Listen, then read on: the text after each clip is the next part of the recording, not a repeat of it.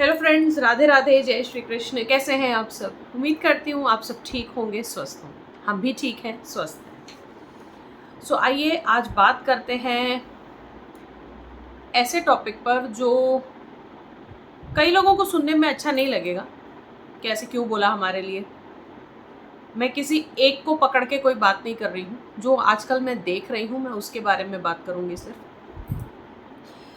तो आज का टॉपिक हम शुरू करें उससे पहले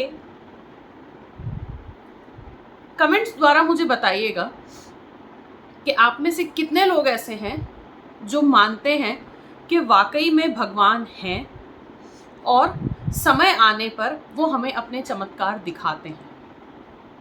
ठीक है, तो यही हमारा आज का टॉपिक है कि भगवान हैं और हमें अपने चमत्कार वो दिखाते हैं। चाहे हमारी मनोकामना पूरी करने से बात हो, चाहे हमें अपना कोई इशारा देने की बात हो, चाहे किसी भी रूप में हमें दर्शन देने की बात हो, या जो भी हो, चाहे आपका भोग स्वीकारने की ही बात क्यों ना हो।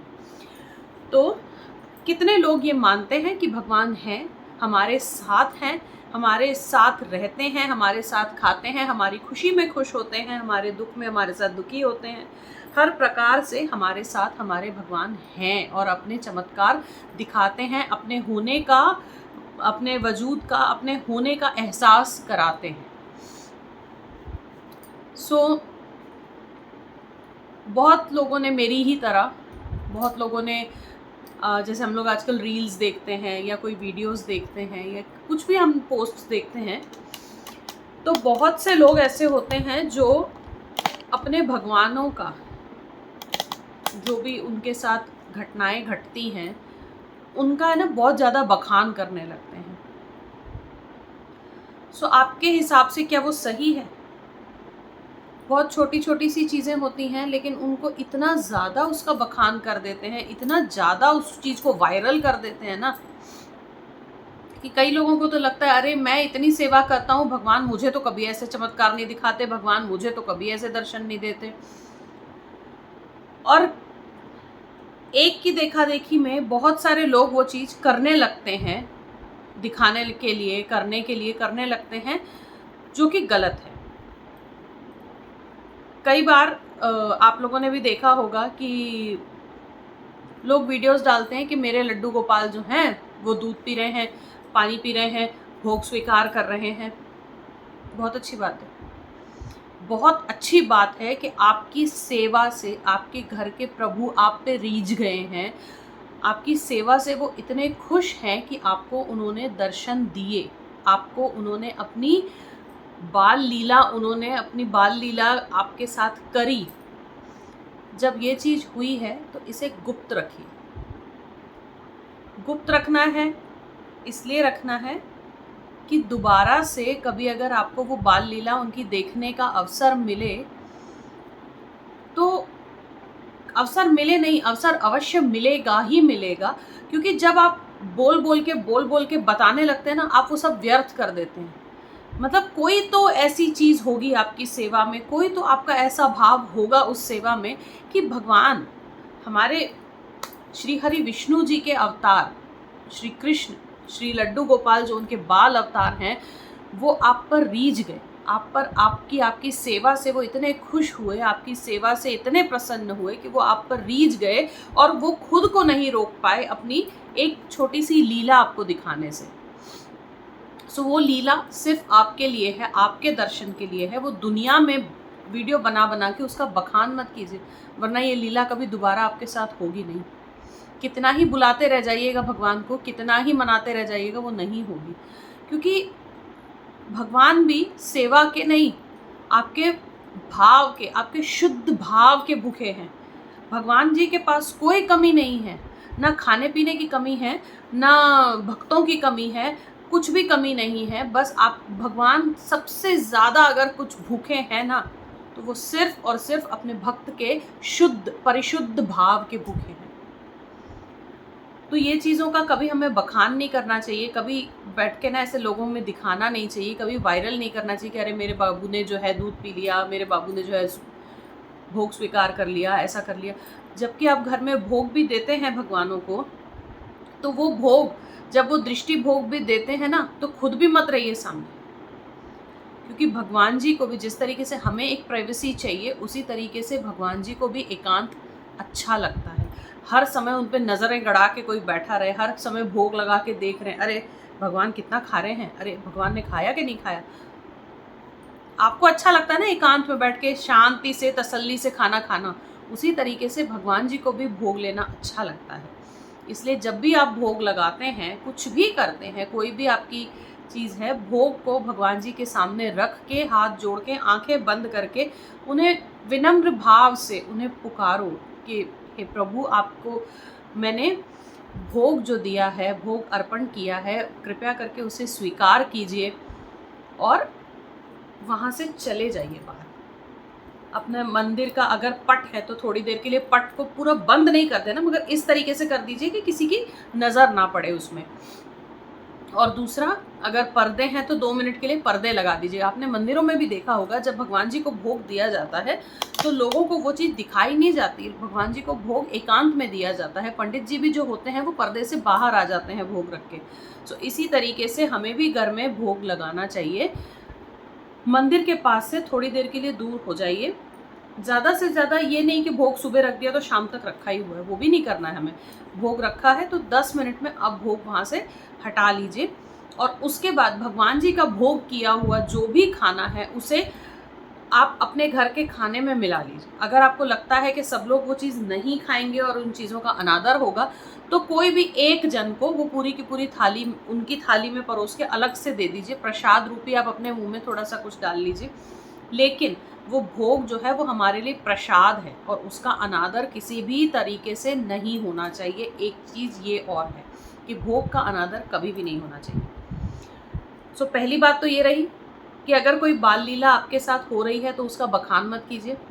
भोग अगर लगाइए विष्णु जी को, हमारे श्री जी को और हमारे ठाकुर जी को भोग लगाइए अगर, तो एकांत में लगाइए। और अगर खड़े रह के नज़रें गड़ा के उनको नज़र रखनी है ना, तो भोग मत लगाइए।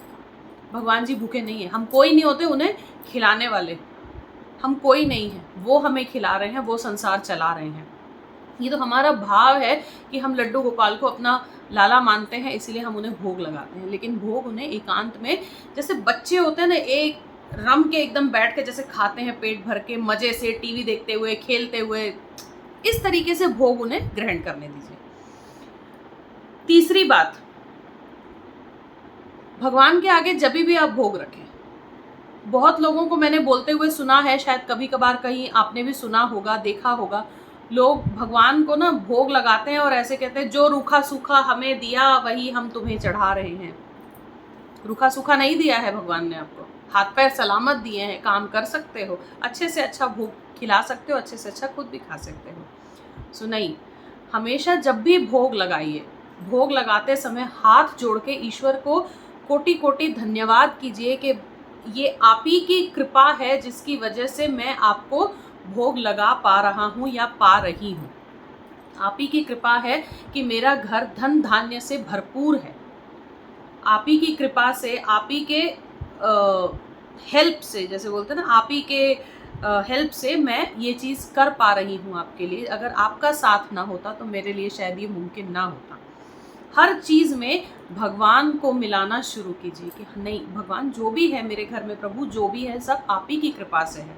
तब भगवान को भी लगे कि हाँ, मतलब मेरा दिए हुए, मैंने जो भी उसके लिए सोचा, मैंने जो भी अपने भक्त को दिया, उसका वो शुक्रगुजार है, उसको उसकी अहमियत है। नहीं तो कोई होते हैं ना, जो रूखा सूखा दिया वही हम आपको खिला रहे हैं, हम खिला रहे हैं, हम खिला रहे हैं। अरे हम कोई नहीं है खिलाने वाला। बहुत ही विनम्र भाव से उन्हें हर चीज़ के लिए पहले तो धन्यवाद कीजिए कि जो भी आपने दिया, जो भी आज मैं कर रहा हूँ, सब कुछ आपके संग से ही मेरे से मुमकिन हो पा रहा है। आपने मेरे को इतना सक्षम, मुझे इतना सक्षम बनाया है भगवान कि मैं इतना कर पा रहा हूँ।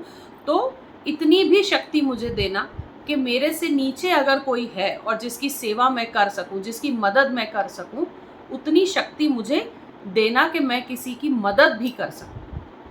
ये नहीं कहूँगी कि रास्ते पे, सिग्नल पे जितने भी आपको भिखारी दिख रहे हैं सबको पकड़ाते जाओ, क्योंकि वो पता है, आपको भी पता है, मुझे भी पता है, वो खाना नहीं मांगते हैं, वो मांगते हैं पैसे, क्योंकि उनको पीनी होती है दारू। ठीक है। फिर वो दारू पिएंगे, कहीं जाके भीड़ भाड़ जाएंगे, ठुक पिट जाएंगे, एक्सीडेंट हो जाएगा, तो उसका सारा पाप किसके साथ? हमारे साथ, क्योंकि हमने पैसे दिए।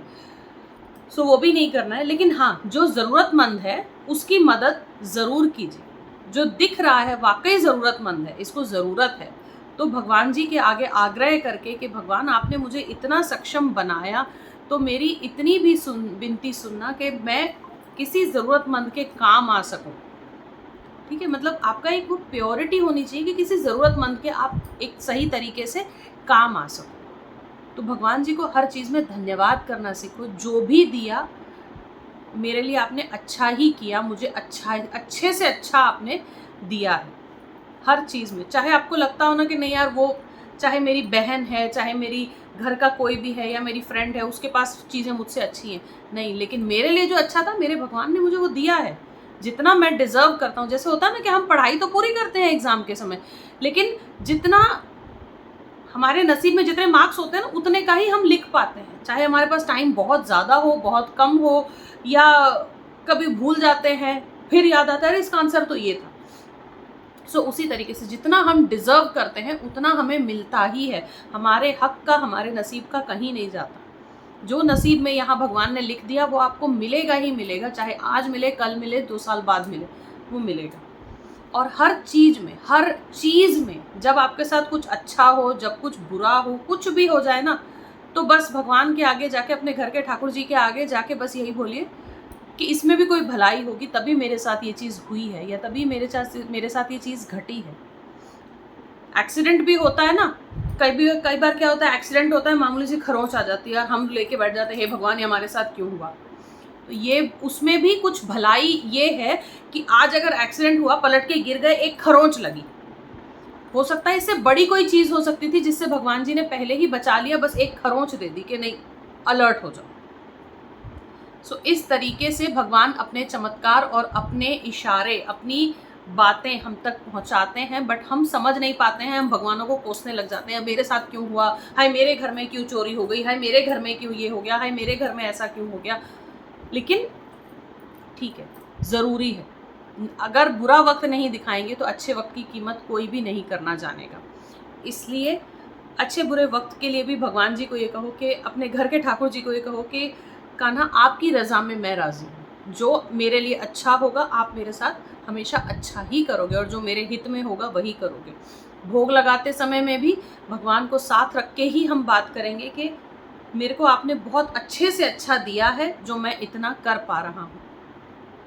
भोग बाल लीलाओं का बखान हम नहीं करेंगे, जो करते हैं कृपया करके बंद कर दीजिए ये सब कुछ, वरना भगवान आपकी भक्ति में ना रिझेंगे, ना कभी रिझाएंगे आपको, ना कभी अपनी तरफ आकर्षित करेंगे अपनी लीलाएं दिखा के। आज तक मैं चाहे कितनी भी सेवा कर लूँ, कितनी बार मेरे साथ ऐसा हुआ है कि मैं भगवान जी का श्रृंगार करते करते, भजन करते करते, या उनका सुबह में जैसे नहलाने का श्रृंगार करते करते मेरी आंखों से अपने आप आंसू आने लग जाते हैं, मैं सिसक सिसक के रोने लग जाती हूँ, लेकिन आज तक मुझे भगवान जी ने अपनी कोई लीला नहीं दिखाई है, कोई लीला नहीं हुई है मेरे साथ। शायद वक्त हो, शायद मेरी पूजा में अभी कोई कमी रहती हो, शायद मेरी भक्ति में कमी हो, इसलिए वो मेरे पे नहीं रीझते।